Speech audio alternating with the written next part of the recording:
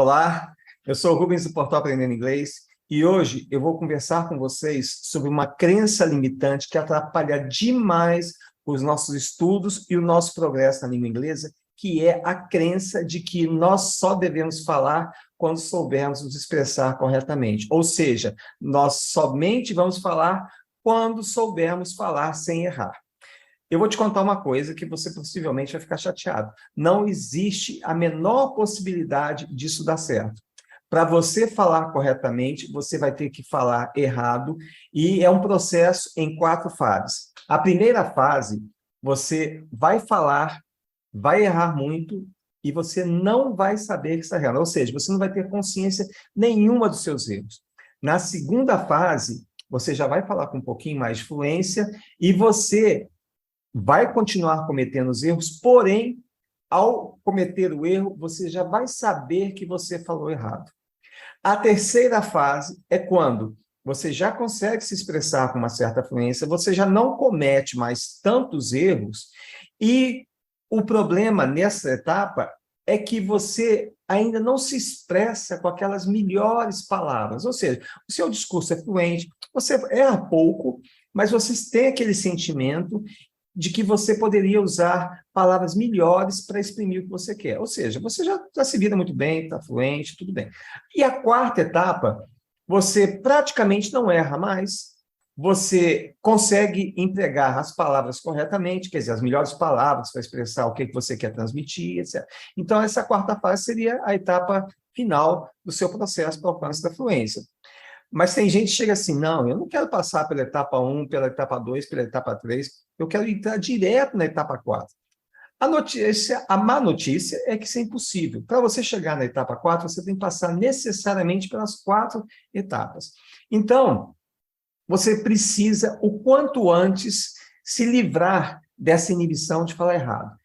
Primeiro, as pessoas não estão interessadas em apontar o dedo para você, a terra não vai se abrir, vai te engolir quando você cometer um erro, ou seja, não existe consequência alguma dos seus erros, você não vai ser penalizado, nada disso. E durante o seu aprendizado, o importante realmente é falar o máximo possível. E você pode desenvolver essa habilidade da fala conversando com você mesmo. Você pode até mesmo conversar com uma pessoa que tem um nível igual ao seu do inglês, ou seja, quase nada ou muito pouco, e isso também vale a pena, porque é até melhor, porque você, às vezes as pessoas ficam inibidas de falar com o professor ou pensar que estão incomodando, etc. Então, se você encontra um parceiro para conversação que tenha mais ou menos o seu nível, também excelente. E depois que você já estiver mais confiante, etc., você pode. Hoje em dia existem milhares de opções para você ter aulas de conversação via internet, você pode contratar professores particulares, enfim. A questão é, você precisa falar e falar muito. No começo, você vai falar errado e, gradualmente, à medida que você for estudando, o que eu defendo é que você deve estudar inglês todos os dias. Estudar inglês seria praticar uma das 4 habilidades: ler, escrever, falar e ouvir. Hoje em dia é muito mais fácil você se expor ao áudio, por séries de TV, enfim, as possibilidades são imensas. Você tem livros, uma quantidade enorme de livros, por exemplo, o Projeto Gutenberg, que é um projeto que digitaliza livros que já estão no domínio público, da última vez que eu li, quase 70 mil livros, ou seja, uma grande quantidade de material, e a leitura é uma das habilidades fundamentais para fortalecer as outras 3. Enfim, a mensagem que eu queria te dar hoje é o seguinte: ninguém se importa com seus erros, tá? Se você não errar, você não vai alcançar a fluência. E até eu defendo, você deve começar a falar desde o primeiro dia.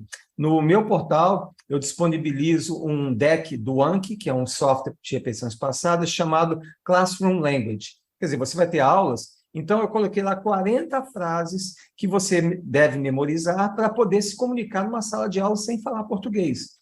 E até interessante, por muito tempo atrás eu dava aula para criancinhas na faixa de 5, 6, 7 anos, e o que eu ensinava para essas criancinhas? Eu ensinava, por exemplo, quando elas cometiam um erro, elas tinham que se levantar, colocar a mão na cabeça e falar a frase, eu ensinava a frase: "Ah, teacher, I forgot, I'm sorry." Né? Ou, "Ah, teacher, I made a mistake, I'm sorry. Quer dizer, é muito engraçado, porque as crianças adoravam errar, porque era uma oportunidade, né? Lembra, 5 a 7 anos. Elas se levantarem, fazerem um teatrinho, falarem que errou. Então, deu super certo. Quer dizer, eu consegui desmistificar nessas crianças aquele estigma do erro. Ninguém tinha vergonha de falar. Muito pelo contrário. Até chegava ao ponto deles falarem errado só para fazer o teatrinho, tá certo? Então, não tenha vergonha de falar. Procure falar desde o primeiro dia. Arrume um parceiro de conversação. Esse parceiro pode ser você mesmo. Você pode, por exemplo, praticar inicialmente com a sua rotina diária. Você fala assim, oh, I get up at 7 o'clock in the morning, then I brush my teeth, I have a shower, then I have breakfast. After that, I enter my car and I drive to work. Quer dizer, você pode pegar a sua rotina e fazer, né? Aí você procura as frases na internet e tal, vê a pronúncia no Google Translator, que ele te dá a pronúncia certinho.